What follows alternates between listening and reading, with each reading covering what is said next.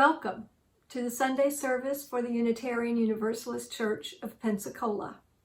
I'm Reverend Alice Silty, and it is my privilege to serve this congregation as minister, a congregation whose mission is to celebrate diversity, strive for justice, and inspire love.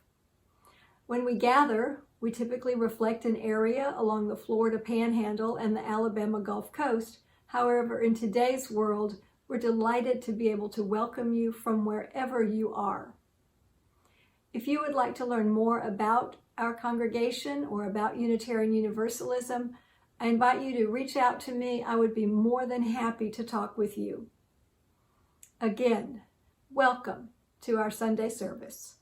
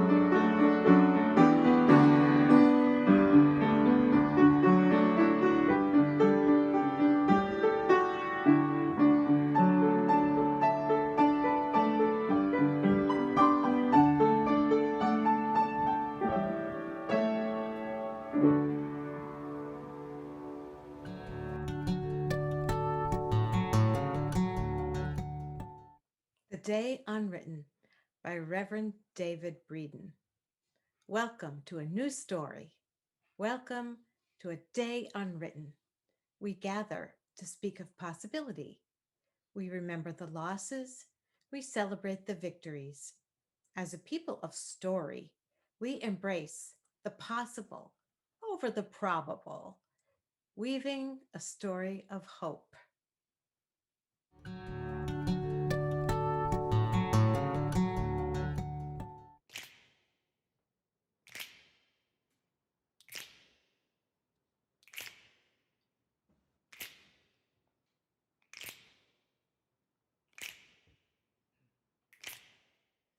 We shall be known by the company we keep, by the ones who circle round to tend these fires. We shall be known by the ones who sow and reap the seeds of change alive from deep within the earth. It is time now. It is time now that we thrive. It is time we lead ourselves into the well. It is time now, and what a time to be alive in this great turning. We shall learn to lead in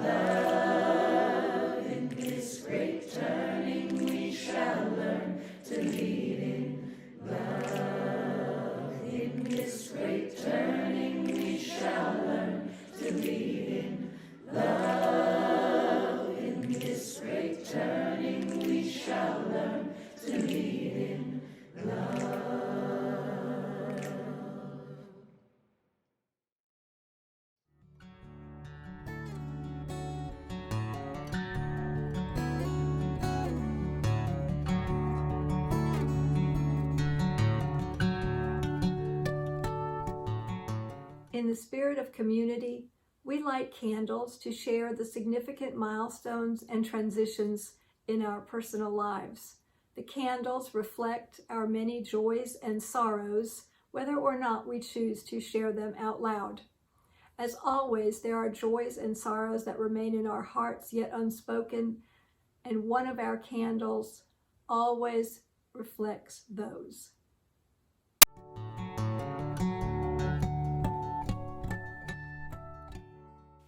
Love is the spirit of this church, and service its law. This is our covenant, to dwell together in peace, to seek the truth in love, and to help one another.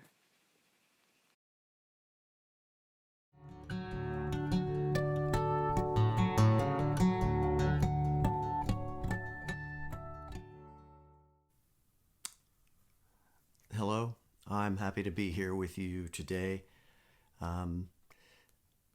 I want to talk a little bit about being a poet and what that actually means, what poems actually are beyond that label.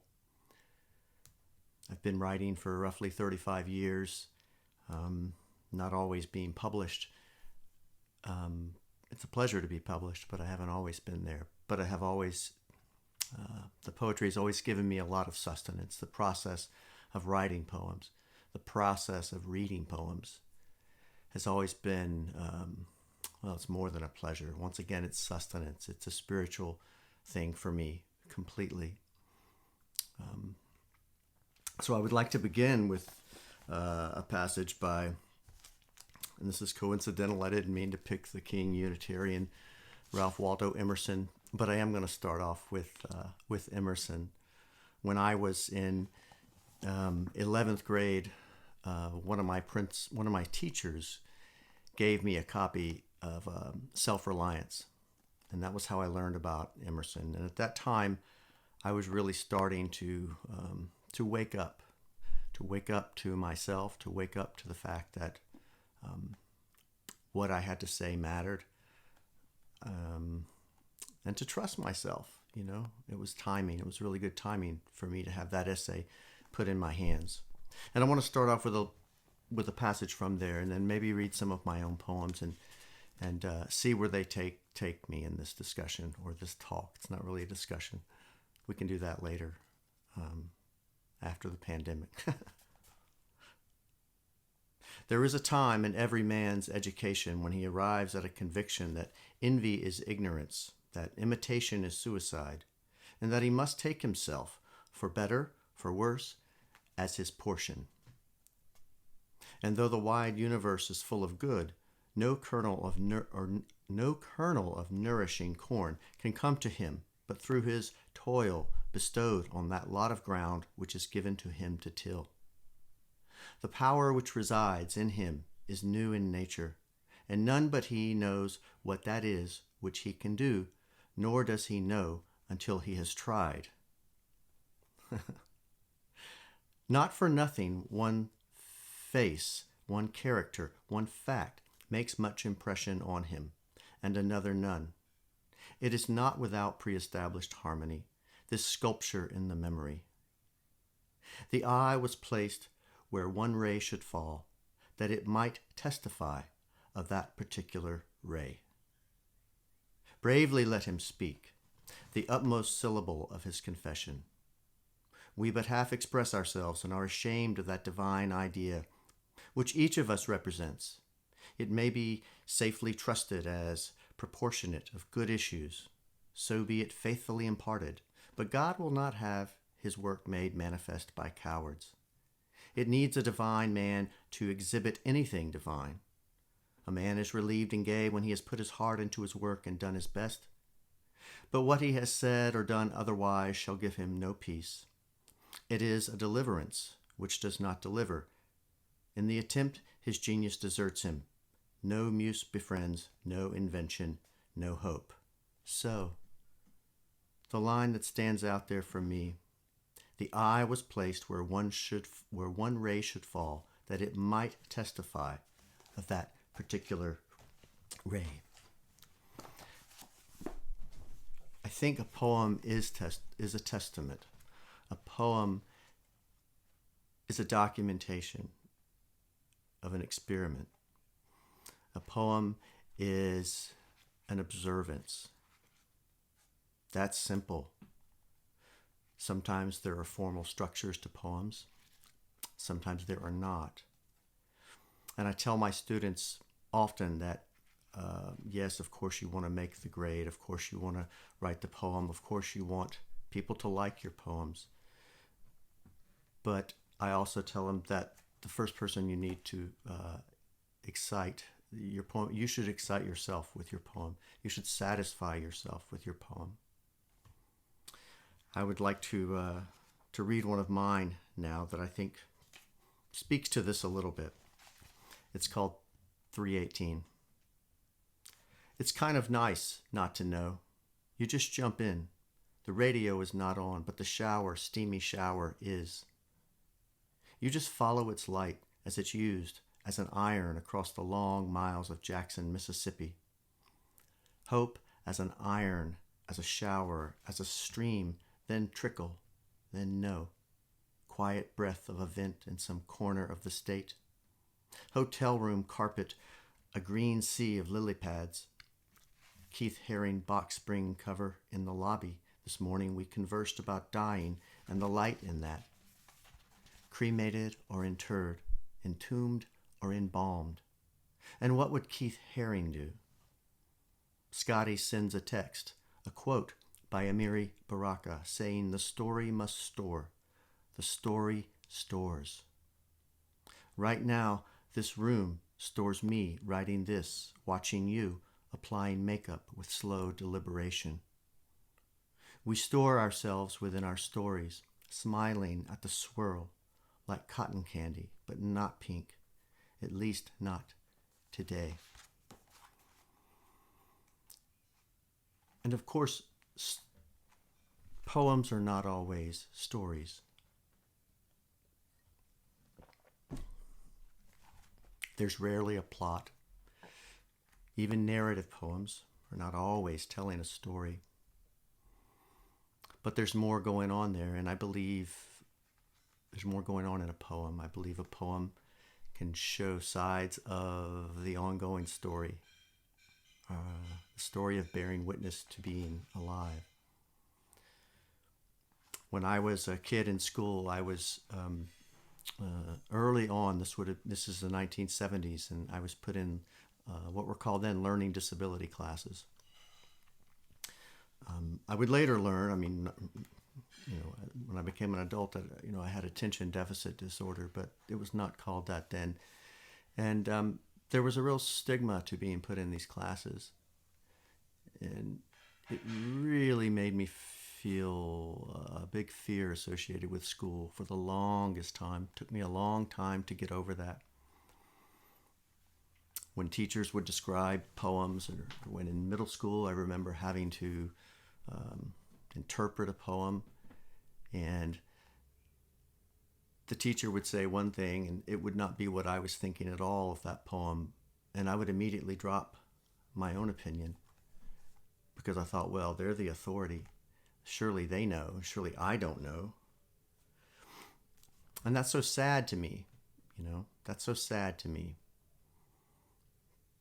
Because even if you're confused, it's your confusion, and you're confused for a reason, because you're seeing it a different way. We've all got to testify to that ray of light, right? That we see, that moment of recognition in something where it really speaks to us and we're trusting our own interpretation of that. And when I became a poet, for me, that's what it was. It was, I could do this. I had something to say. And it was of great, great value.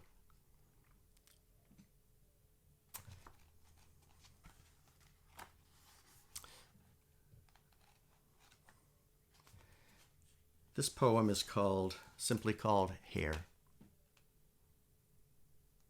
And when let me back up a minute. When I write poems, it's often not in a linear language. It's not the way I'm speaking to you right now. It's not written like an essay. it is a collection of fragments at times, and then there will be a sentence, and then there will be a clear thought, and then there'll be 3 or 4 words that don't make a lot of sense in the way we're used to making sense, in a conventional way. But my brain, at least, I don't think anyone's brain really works grammatically. And I think a lot of times we can be locked into our own words, and our language or languages can hold us back, can hold back what we're really experiencing or perceiving. And I think that's what poetry does, or can do. It can allow us to break free of the confines of language at times. This is called Hair. Just go home to your hair, to the dead leaves of the sweet gum browning the yard. Go home to the scrawny fox sunning himself in plain view by the azaleas. Go home to having coffee while watching him. Go home to find your heart, to the real heart of the god confusion, collision of star parts. I show Kathy the orange planet Mars. She shows me Venus. Sometimes you fall into a puddle of cliches. It was not meant to be a cliche, but sometimes this is what your breath becomes. I pointed to Pleiades, the 7 sisters. She said, "How can you tell? She counts 7. I only count 6. She said the 7th just got covered by a cloud. I said, I never see the 7th. But that's not entirely true. Sometimes if I stare without blinking, I see a shimmering fleck. Sometimes you never see your home in a present particular. Sometimes you become estranged, lose your way, and everything seems peculiar. Just go home to your hair, to the composting leaves in the garden, to the unseen alligators in your dreams. Your home of hair, right there." I wrote that poem probably 8 or 9 years ago. But reading it today, as I was preparing for this talk, I read it, and I felt like the lines, "Sometimes you never see your home in a present particular. Sometimes you become estranged, lose your way, and everything seems peculiar," seem to me mean something to me that they never have. I'm not sure how I meant it 8 years ago when I wrote it, but when I read it now, it makes me think of the word home. And of course, home is this dwelling. I'm in my home right now, but it's also about being most at home in yourself, which is everything Ralph Waldo Emerson is talking about, I believe. And about trusting that.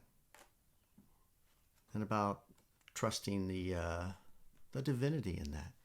However our different ideas of divinity. Something sacred, something aligned with nature. Something without artifice. Authenticity. So I was partly raised would be the wrong word, but one of my grandmothers lived with us through most of my childhood. And she had a big influence on me. She was very religious, but not judgmental. I mean, in the best way, religious, and was not rigid in her views, and was very happy. And she taught me how to pray, really, and to how to trust myself, in prayer. Which, I don't know, it left a lot up to my interpretation, thank goodness. And I think I've benefited from that. And this poem involves, her. It's called Witness. A couple of elderly and well-dressed Jehovah's Witnesses, a man and a woman, came by about an hour ago. I was sitting on the front porch sipping coffee, writing, and preparing to send my book, Blue Rain Morning, to a friend. My grandmother, who used to live in this house, would always kindly give the Jehovah's Witnesses the time of day, even though she was a devout Baptist. I do the same, and I'm a devout poet. I met them at the front steps, and we greeted each other. The man, as he was handing me a pamphlet entitled, "Can the Dead Really Live Again?" told me that this was some information about these days we live in. I thanked him and opened it up, and he pointed to a quote from Corinthians and told me that these words were backed up by the Bible. The woman then spoke and said, "I'm sure you've lost loved ones. You've had loved ones who've died." I said, "Yes, ma'am." And she said, "It's important to think about what happens to them after death and to also read the Bible." The three of us stared at each other for a moment, and I said, "May I read you something?" They both said sure at the same time. As I reached for my book, the woman said, "What's your business?" I said, "I'm a poet," and randomly opened to the poem Days on page 75, and began to read from the front steps. I looked up a couple of times as I was reading. The woman looked puzzled and suspicious. The man looked bemused, with what appeared to be a genuine smile frozen to his face. I finished the last two lines. "You sleep in a world of your own. You dream minor bars of song," and smiled at both of them in silence. The man said, "All right then." And the woman said, "Okay, that's your message for today?" And I said, "Yes, ma'am." They turned and walked away, and I thanked them for coming by and told them I appreciate them, which seemed like a strange thing to say. It's true, though.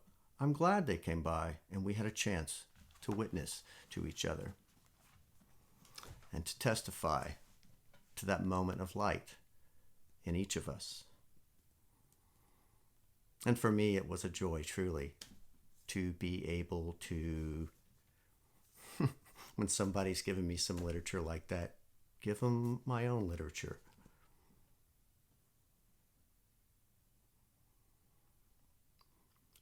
So, as I said, I've been writing for 35 years, roughly 35. I quit counting a while back.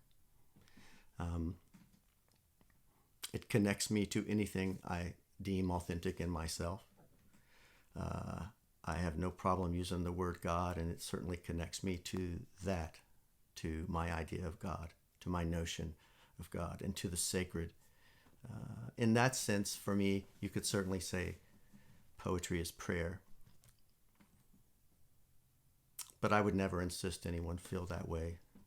We've got to have our freedom to decide how we see and how something appeals to us and how we choose to label it for ourselves. So I thank you for having me. It's rather strange to film yourself. I really like being in front of people, but I've been, as a teacher, I've been doing Zoom for the last year. It'll be good to be back in front of people again. So thank you very much. Take care.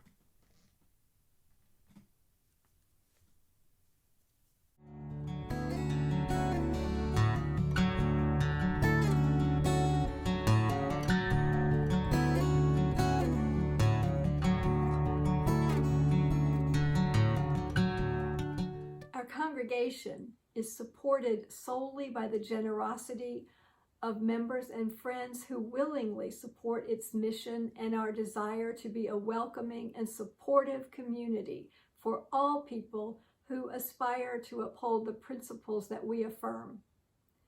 We have come to the time in our service when we share with you the information for how to text and give or write a check to the church. As always, we thank you for everything you do to support us and our mission.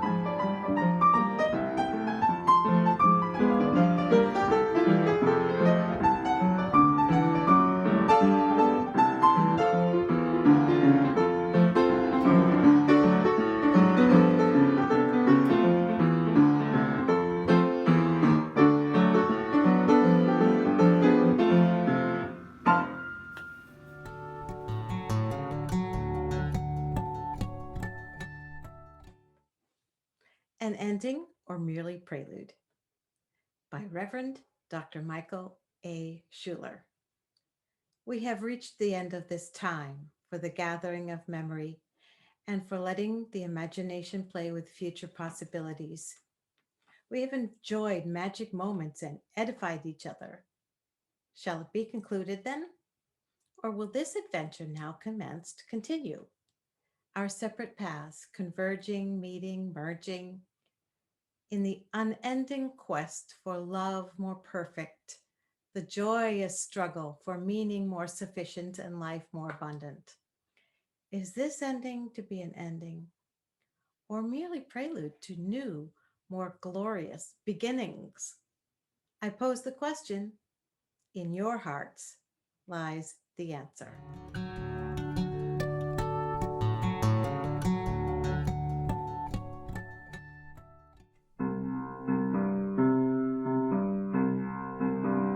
We are going, heaven knows where we are going, but we know within,